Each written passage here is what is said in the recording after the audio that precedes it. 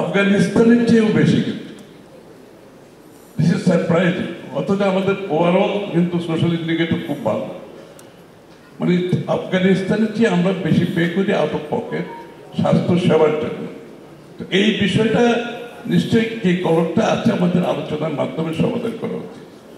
এখানে দুই তিনটা বিষয় আছে। প্রাইভেট সেক্টর নিয়ে অনেক কথা হয়েছে, সরকারের কথা হয়েছে, এনজিওদের কথা হয়েছে। এখানে কিন্তু আমি কোনো কনফ্লিক্ট দেখতে পাচ্ছি না। এনজিও, প্রাইভেট সেক্টর, সরকারের মধ্যে কোনো কনফ্লিক্ট নেই। The role is completely different. সবার রোলটা কিন্তু আলাদা রোল, কোনো কনফ্লিক্ট অফ ইন্টারেস্ট থাকার কোনো কারণ নেই। প্রথমত আমাদের দেশের স্বাস্থ্যসেবার যে মানদণ্ডে আমরা পিছিয়েছি, সেটার একটা কারণ হচ্ছে primary health care, preventive health কেয়ারে আমরা প্রয়োজনীয় ব্যবস্থা নিতে পারি। এটা হচ্ছে সরকারের দায়িত্ব। Primary health care, preventive health care সরকারের দায়িত্ব, এবং এইখানে আমাদেরকে সরকারিভাবে আমাদের কীভাবে অ্যাড্রেস করব সিদ্ধান্ত নিতে হবে। হানিফ সাহেব আমাকে জিজ্ঞেস করেছেন বাজেটের কথা। অত্যন্ত সত্য কথা, 1% and below 1% যদি একটা দেশের স্বাস্থ্যসেবার বাজেট হয়, সেখানে স্বাস্থ্যসেবার খুব বেশি প্রত্যাশা করার কোনো কারণ নেই। আবার সেই 1% অথবা 1%-এর নিচে যেটা ব্যয় হচ্ছে, সেটার অবস্থা আমরা সবাই জানি। কি পরিমাণে দুর্নীতি আর ওয়েস্টেজ, তারপরে এমনিতে কম অ্যালোকেশন, তারপর হচ্ছে দুর্নীতি আর ওয়েস্টেজের মাধ্যমে যেটা হয়ে থাকে। তো সুতরাং প্রথমত আমাদেরকে সিদ্ধান্ত নিতে হবে দেশ হিসাবে, জাতি হিসাবে, আমরা স্বাস্থ্যসেবার জন্য আমাদের অ্যালোকেশন কি হবে, বাজেট অ্যালোকেশন কি হবে। দুইটা জায়গায় আপনি ডেমোগ্রাফিক ডিভিডেন্ডের কথা বলবেন, স্বাস্থ্যসেবায় 1% নিচে বাজেট অ্যালোকেশন করবেন, এটা তো হতে পারে না। ইকুয়ালি শিক্ষার ক্ষেত্রে এই দুই জায়গায় যদি আপনার ইনভেস্টমেন্ট না হয়, তাহলে আপনার ডেমোগ্রাফিক ডিভিডেন্ড আপনি বক্তৃতায় বলতে পারবেন, কাজে আসবেন। এই জন্য আমরা সিদ্ধান্ত নিয়েছি দলগতভাবে আমাদের আপনার কিছুদিন পর আমরা একটা প্রেজেন্টেশন দেব হেলথের উপর, অলমোস্ট ফিনিশ। আমরা সব স্টেক হোল্ডারদের সাথে কথা বলেছি, হসপিটাল অথরিটি, ফার্মাসিউটিক্যালস কোম্পানি, সবাই সাথে কথা বলেছি, এবং আমরা একটা হেলথ পলিসি নিয়ে আসছি, একটা পাবলিক করবো আমরা আলাদাভাবে। আমরা সিদ্ধান্ত নিয়েছি জিডিপির up to 5% আমরা হেলথ সার্ভিসে বিনিয়োগ করি, up to 5%। এটা কোনো অপশন নাই, we don't have any option but to do that. এবং গ্রেজুয়েট আমরা 5%-এ যেতে হবে। ইকুয়ালি স্বাস্থ্য খাতে জিডিপির 5% আমাদেরকে বিনিয়োগ করতে হবে। ডেমোগ্রাফিক ডিভিডেন্ড শুধু তো না, এখানে আরেকটা নতুন বিশ্বে একটা নতুন আলোচনা চলছে, সেটা হচ্ছে লনজিভিটি ডিভিডেন্ড। লনজিভিটি ডিভিডেন্ড হচ্ছে আমাদের বয়স্ক যারা আছে, আপনি রিটায়ারমেন্ট এজ কত এখন সরকারি? 69। আমার তো 69 কবে পার হয়ে গেছে, আই এম স্টিল ফাংশনিং। এখানে অনেকে আছে 69 পার হয়ে গেছে। তারপরে আমার মনে অন্যান্য ক্ষেত্রে আরো কম হতো 59। তাইলে আপনি চিন্তা করেন এই লোকগুলো সর্বক্ষেত্রে যারা রিটায়ারমেন্টে চলে গেছে, তাদের কিন্তু একেবারে অকেজো অবস্থায় বসে আছে। এরা তো বাংলাদেশের সোশ্যাল ইকোনমিক ক্ষেত্রে এদের তো একটা কন্ট্রিবিউশন থাকার কথা।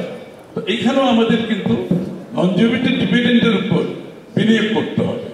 সেটা স্বাস্থ্য খাতে, শিক্ষা খাতে, দুই খাতের মধ্যে, সেখানে তো অনেকগুলো খাত আছে, আবার এই খাতগুলো করতে আমরা সিদ্ধান্ত সেটা নিয়েছি, সেই বিনিয়োগটা আমরা করবো।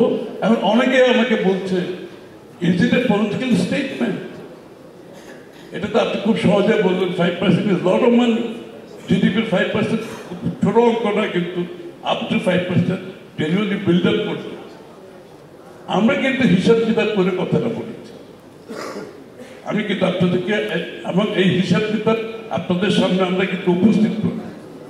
আমরা হিসাব, আপনি তো সোশ্যাল সেফটি নেটে যতগুলো হেড আছে আপনি চিন্তা করেন, এই হেডগুলো যোগ করলে আপনি যত অ্যামাউন্ট হয় আসলে এই সোশ্যাল সেফটি নেটের আমরা কতটুকু ডেলিভার করতে পারি। এখানে এনজিও ব্র্যাকেট উনি আছেন, আমাকে বলুন এই সোশ্যাল সেফটি নেটের যে বিনিয়োগ আসলে ডেলিভারি কত? It is a wastage. এখানে ডেলিভারিতে ওয়েস্টেজ, করাপশনে ওয়েস্টেজ। সুতরাং আমরা সিদ্ধান্ত নিয়েছি যে আমি যদি হেলথ সেক্টরে প্রাইমারি হেলথ কেয়ার যদি ফ্রি দিতে পারি বাংলাদেশের নাগরিকদের, প্রিভেন্টিভ হেলথ কেয়ার যদি ফ্রি দিতে পারি, তাহলে আপনার অনেকগুলো এই যে সোশ্যাল সেফটি নেটের যে খরচ, আমার তো সেই খরচটা করতে হচ্ছে না। একটা ফ্যামিলি যদি 5 থেকে 10,000 টাকা সেভ করে primary health care, preventive health care per month, আপনি চিন্তা করছেন সেই ফ্যামিলির আর্থিক অবস্থা কোথায় যাচ্ছে? That money is in his pocket. সার্ভিসটা পাচ্ছে সরকারের, টাকাটা তার পকেটে থেকে যাচ্ছে। সুতরাং তার লাইফস্টাইল, তার লাইভলিহুড একটা পরিবর্তন আসবে। সেই টাকাটা সে আরো প্রপারলি অন্য জায়গায় ইনভেস্ট করতে পারবে। সো দিস ইজ হোয়াট এই অঙ্কটা আমরা করে সিদ্ধান্ত নিয়েছি। It's not a political state. আর সেকেন্ডলি হচ্ছে আমি প্রাইভেট সেক্টরের যে গুরুত্ব হেলথ সেক্টরে ওনারা বলেছেন সেটা, এটা সরকারের কথা বললাম আমি। এবং আমরা এর জন্য আমরা একটা প্ল্যান করেছি। আমরা শুরু করেছি ইউকে এনএইচএস মডেল দিয়ে শুরু করেছি। বাট ইউকে এনএইচএস মডেল বাংলাদেশে 100% করা সম্ভব না বিধায় আমরা এটাকে একটু মডিফাই করে আমরা অন্যভাবে করছি। So everybody has a doctor and it's free of charge. Primary health care, preventive health care, that will ensure, এক নাম্বার। তারপরে আসলে এখন প্রাইভেট সেক্টরের যে রোলটা আছে এটা গুরুত্বপূর্ণ ওনারা বলেছেন, আমি রিপিট করতে চাই না। আমি সমস্ত পলিসি মেকিংয়ে আমরা বিশ্বাস করি, আমরা কিন্তু প্রাইভেট সেক্টরের সাথে ইন্টারেক্ট করি, ডে টু ডে বেসিসে ইন্টারেক্ট করি। ওই তপন ভাই আছেন, উনি বলতে পারবেন। আমরা কিন্তু প্রাইভেট সেক্টরকে কনসালটেশন, ইন্টেন্সিভ ডিসকাশন, কনসালটেশন করে আমাদের পলিসিতে নিয়ে আসি। এই জন্য আমি মনে করি প্রাইভেট সেক্টরে হসপিটাল বলেন, ফার্মাসিউটিক্যালস বলেন, যারা যারা আছে দয়া করে এদেরকে সরকারের নিয়ন্ত্রণ মুক্ত করে দেন। বাংলাদেশের সবচেয়ে বড় প্রবলেম, বাংলাদেশের সবচেয়ে বড় প্রবলেম হচ্ছে সরকারের নিয়ন্ত্রণ। This country is highly regulated country, sorry to say, highly regulated country. So we have decided we will go for serious deregulation. অনেকের ভালো লাগবে না আমি জানি, অনেকে মনে করবে তাদের অথরিটি চলে যাচ্ছে, তাদের কন্ট্রোল চলে যাচ্ছে, তাদের ভালো লাগার কোনো কারণ নাই। But will go for it, will go for serious deregulation, liberalisation. এবং আমি এখানে অনুরোধ করছি, এখানে আমি একটা কথা পরিষ্কার করে বলছি যেটা আমি এক্সপেরিমেন্ট করে সাকসেসফুল হয়েছি, সেটা হচ্ছে প্রাইভেট সেক্টর, হসপিটাল বলেন, ফার্মাসিউটিক্যাল যারাই আছে তাদেরকে দয়া করে সেলফ রেগুলেট করার জন্য ক্ষমতাটা দেয়। সেলফ রেগুলেশন সারা দুনিয়াতে, সারা দুনিয়াতে সেলফ রেগুলেশন আছে। সরকার সবকিছু নিয়ন্ত্রণ করে না, এটা বাংলাদেশে করতেছে। আমাদেরকে এখান থেকে বেরিয়ে আসতে হবে। আমি একটা এক্সাম্পল দিই। আমি যখন বাণিজ্য মন্ত্রী ছিলাম, এখানে গার্মেন্ট সেক্টরের লোকজন আছে বলতে পারবেন, তারপর ভাই আছেন, যে ওনাদের এক্সপোর্ট করার জন্য একটা ইয়ে লাগে, ইপিবি থেকে এক্সপোর্ট প্রমোশন করার থেকে ইউডি সার্টিফিকেট লাগে। অর্থাৎ কত আপনি কাপড় এনেছেন, কত জামা কাপড় বানিয়েছেন, আর কত এক্সপোর্ট করেছে এটা মূল্য কিনা। অর্থাৎ ইম্পোর্ট, অর্থাৎ গার্মেন্ট ফ্যাক্টরির লোকজন কোনো কাপড় এক্সট্রা চুরি করে বাজারে বিক্রি করছে, এটার জন্য একটা ইউডি সার্টিফিকেট লাগে। এই সার্টিফিকেটটা এক্সপোর্ট প্রমোশন বলে দিতে হয়। আমার কাছে গার্মেন্টস ফ্যাক্টরির ওনাররা এসে পর্যন্ত এইটাতে একটা আমার হ্যারাসমেন্ট হচ্ছে, একদিকে হ্যারাসমেন্ট, অন্যদিকে দুর্নীতি, তাদেরকে ঘুষ দিতে হয়, তার উপরে ডিলে। আমার তো এক্সপোর্ট বসে থাকবে না অথচ। তখন আমি বললাম এক কাজ করি, আমি যদি এই কাজটা সরকার থেকে বের করে এনে আপনার অ্যাসোসিয়েশনে দিয়ে দিই, পিজিএমএকে দিয়ে দেন, আপনারা কি সেলফ রেগুলেট করতে পারবেন?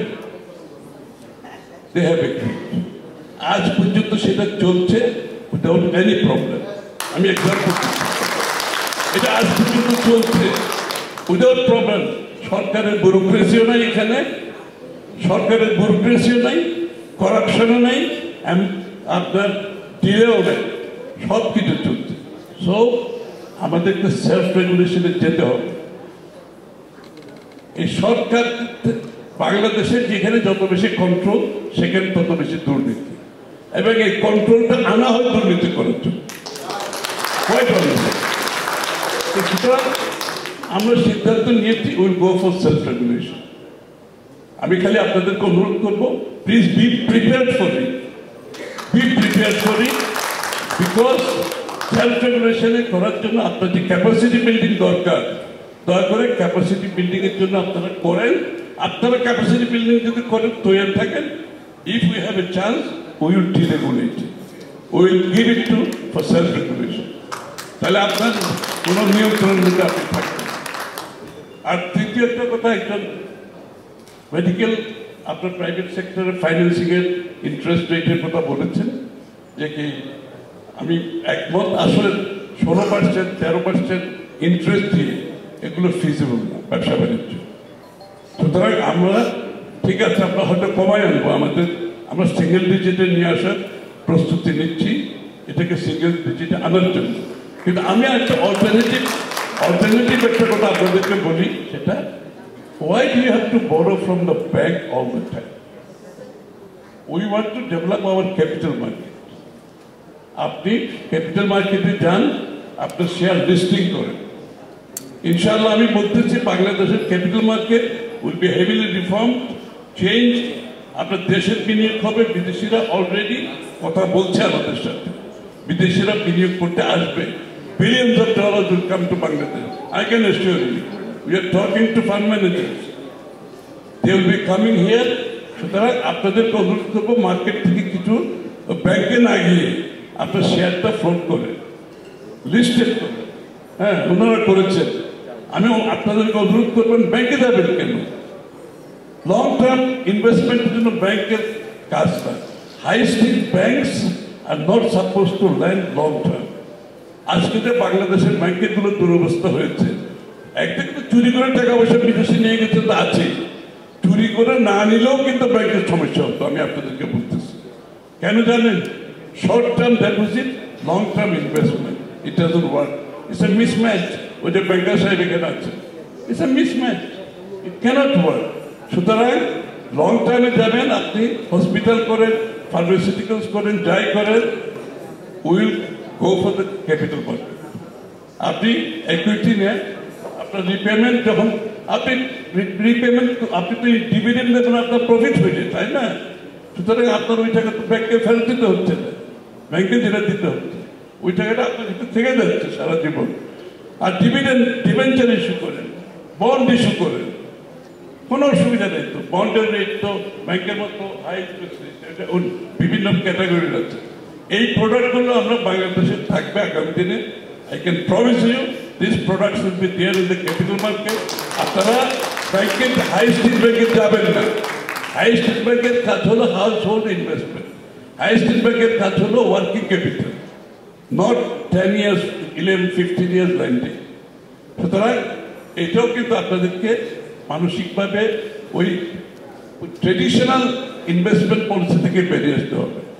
We want to create an economic model যেটার উপর সরকারের কন্ট্রোল কমাতে হবে। আপনার বড়ই আপনার ক্যাপিটালের অপশন থাকতে হবে। আপনি বিভিন্ন অপশন থেকে আপনার ক্যাপিটাল সুবিধা মতো আপনি নেবেন। এই জায়গাতে অনেক লিমিটেশন হয়ে গেছে।